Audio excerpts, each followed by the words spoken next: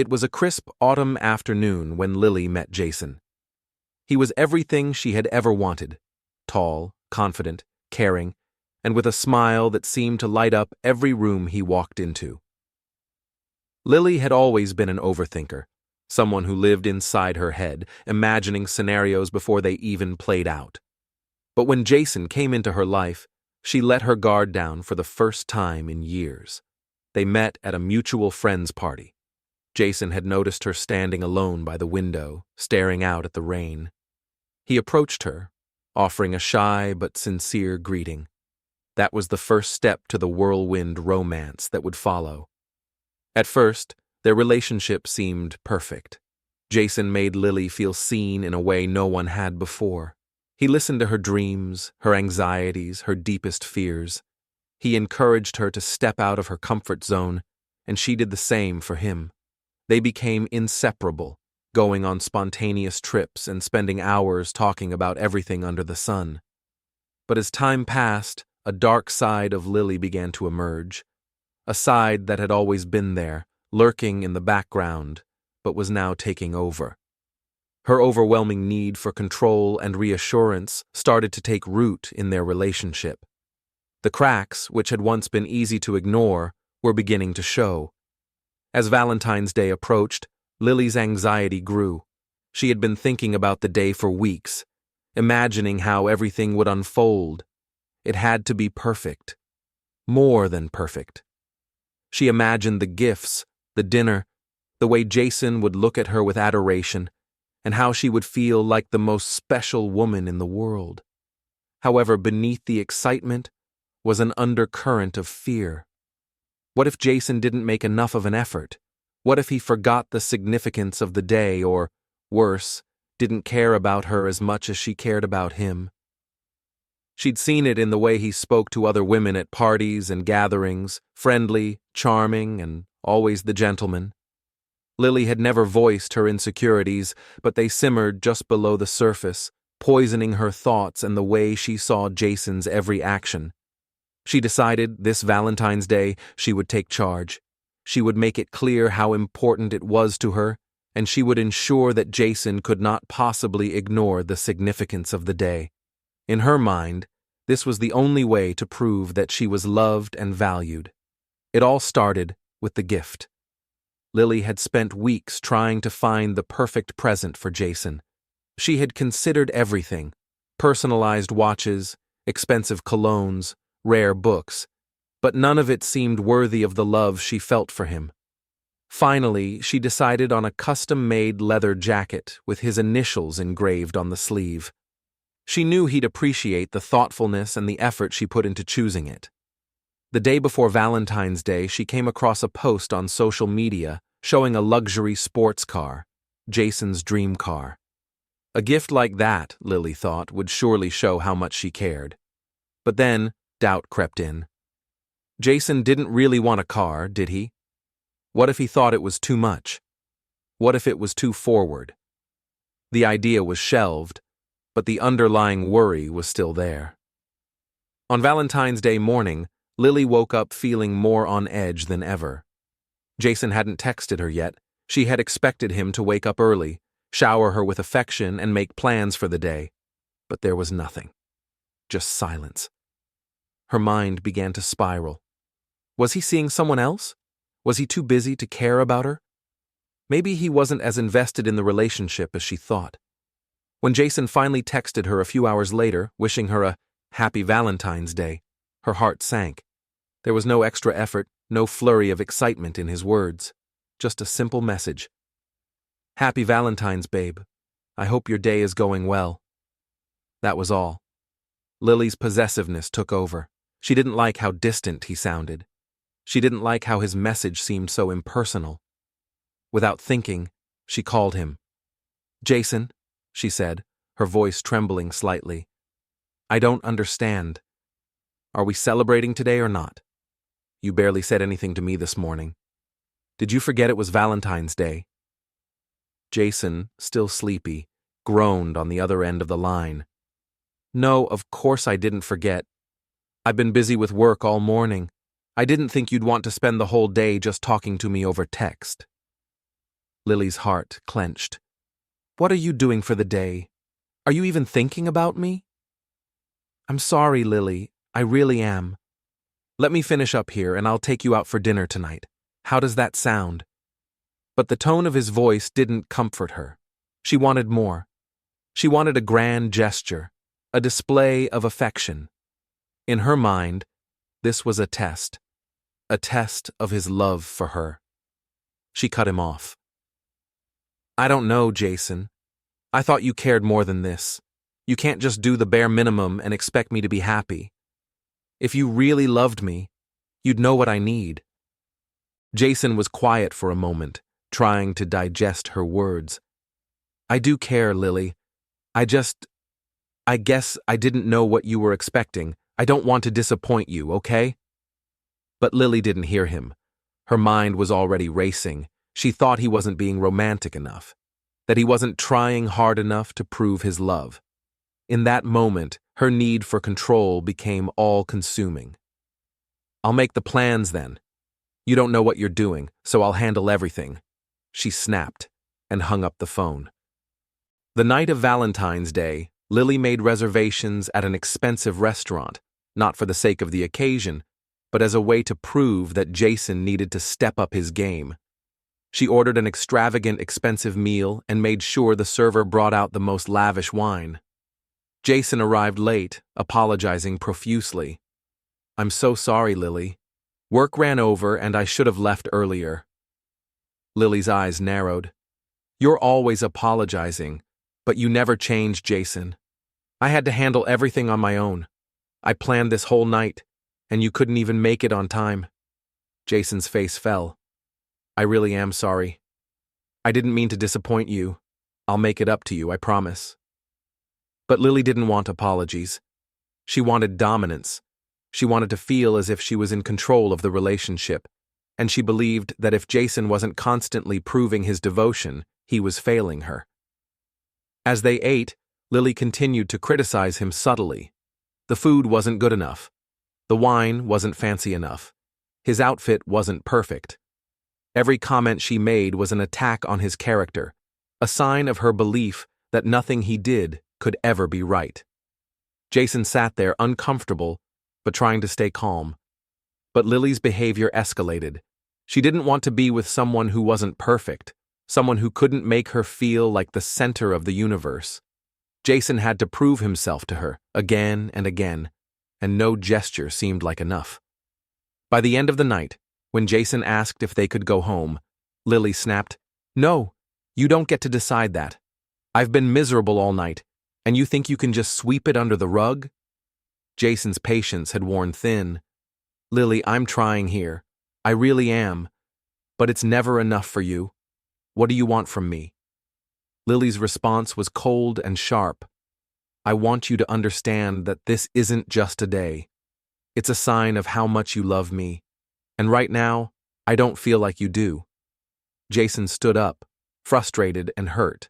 Maybe I'm just not the right person for you, Lily. And with that, he walked out. Lily sat there in stunned silence. It hadn't gone the way she'd imagined. She had been authoritative, possessive, and completely misunderstanding of Jason's actions. In trying to make everything perfect, she had pushed him away.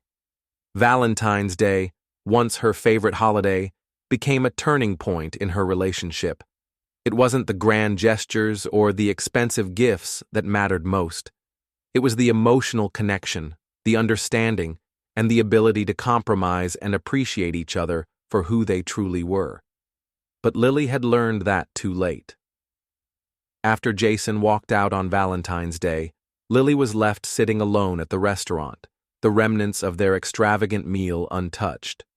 She tried to convince herself that she hadn't done anything wrong. Jason should have known better, right? He should have understood how much the day meant to her. She had been trying to tell him over and over again how deeply she needed him to prove his love. But he hadn't even tried. Her phone buzzed with a message from him. I need some space, Lily. I'm sorry, let's talk tomorrow. Lily felt a surge of anger wash over her. How dare he? Didn't he understand that this wasn't about space? It was about love, attention, validation. The next day, she tried calling him, but he didn't pick up. Frustrated, she left a voicemail. "Jason, you can't just walk away like that. I don't understand why you're doing this. I need you to show me that you care. Please, just listen to me." Jason didn't reply. Hours passed, and still, there was no word from him. Lily's mind churned with doubt. What had she done wrong? She had been so clear, hadn't she? But every time she thought about their argument, her emotions shifted from anger to guilt to confusion. She couldn't fathom how Jason could leave her after everything they'd shared. But in the quiet of her apartment, she started to realize something uncomfortable. Her actions, her need for control, might have pushed him away. Still, she wasn't ready to admit that. She had always been the type to blame others for her problems. It was easier that way. So instead of acknowledging her mistakes, she stewed in her bitterness, sending more messages to Jason. "I don't deserve this. You don't understand me. You made me feel worthless. You don't care about me, not the way I need you to." But Jason's silence only intensified her anxiety. The days passed with Lily obsessing over the missed calls and texts, the void of communication between them growing larger. She hated that Jason was shutting her out, but she couldn't help herself. She needed answers. She needed to feel that he cared, that he wasn't going to leave her, that she was still the center of his world. The fear of being alone, of being rejected, gnawed at her every waking moment. Her possessiveness grew to a fever pitch. She thought about the things that had happened in their relationship, the little signs she'd ignored in the past, the moments where Jason had laughed too easily with other women, the times he'd been a little too friendly with his exes on social media. Her jealousy flared again. If Jason wasn't going to reach out, then maybe she could find a way to force him to. One evening, she decided to go to his apartment unannounced. Lily knew that Jason was staying with his best friend after their fight, but she couldn't bear the thought of him being with anyone else. She thought if she could just talk to him, show him how much she cared, he would understand. When she knocked on the door of his friend's apartment, Jason's friend, Mark, answered. He raised an eyebrow at her arrival. "Lily, everything okay?" "I need to talk to Jason," she said, her voice sharp. "It's important." Mark hesitated. "He's not here right now. He told me he was going to spend some time alone, sort things out." Lily's heart dropped. "I need to talk to him, Mark. It's really important. Can you just call him for me?" Mark's face tightened. "You know he's still upset, right? Maybe giving him some time would be the best thing." Lily wasn't having it. "I need him to hear me. I need him to understand how much I've been hurting." Without waiting for Mark's response, she turned and left, determined to track Jason down herself. The next morning, after another sleepless night of obsessing over her relationship, Lily received a message from Jason. "We need to talk." Finally, she thought. Finally, he's reaching out. Maybe he's realized that she was right all along. Maybe he was coming to apologize. But when they met later that day, Jason was distant. He avoided her gaze, his voice soft and controlled. "I've been thinking a lot about us, Lily. About everything that happened," he began. "And I don't think this is working anymore." Lily's chest tightened. "What do you mean? We can fix this. We can work through it. I can be better, Jason. I will. I just need you to believe in me." But Jason shook his head. "It's not just about that, Lily. It's about how we're treating each other, how you're treating me. I feel like I'm constantly walking on eggshells around you. I never know if I'm going to do something wrong. You need to control everything. I feel suffocated." Lily's eyes filled with tears. "I don't want to suffocate you. I just need you to understand how much I love you. I need you to show me that you love me back. You don't even try, Jason. It's like I'm always chasing you and you're never there when I need you." Jason's voice softened, but there was a finality to it that Lily couldn't ignore. I know you love me, but love isn't supposed to feel like this. It's not supposed to feel like a constant test, a constant demand for validation. I can't live like that, Lily. I can't. Her heart shattered.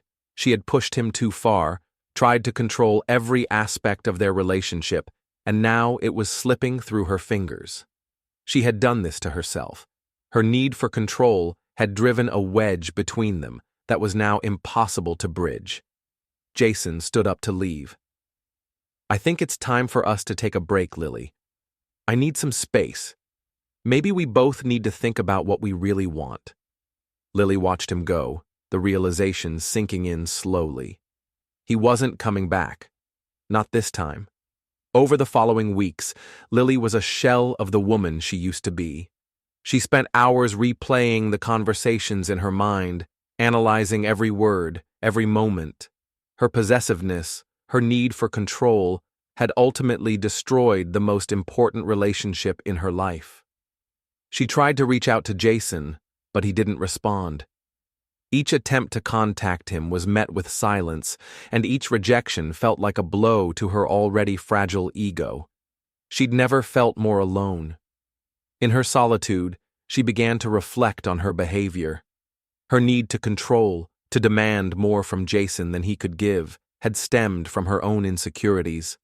She feared abandonment, feared that she was never good enough, and in trying to force Jason to show her that he loved her, she had destroyed everything they had built together.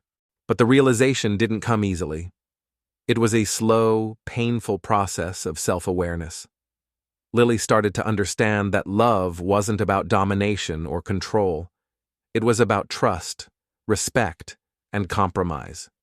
She had pushed Jason into a corner, expecting him to prove his devotion in ways that were impossible for him to meet. She had been so focused on her own fear of inadequacy that she couldn't see how her behavior was hurting the very person she loved. In the end, Lily had learned a harsh lesson, the difference between love and control, and how quickly one could turn into the other if you weren't careful. But it was too late. Jason had moved on, and she was left with nothing but the emptiness of her own choices. Months passed, and Lily slowly began to rebuild her life. She attended therapy to work on her issues with insecurity and possessiveness. It wasn't easy, and the road to healing was long. But she knew that she had to take responsibility for the damage she had caused. She couldn't change the past, but she could learn from it. Occasionally, she would hear about Jason from mutual friends, how he was doing well, how he had moved on. It stung, but she understood. Lily had learned the hardest lesson of all. Love could not be forced, and trust could not be demanded. It had to be earned, and it had to come freely from both sides. She could only hope that someday she would be strong enough to love herself first, and then to love someone else the way they deserved to be loved.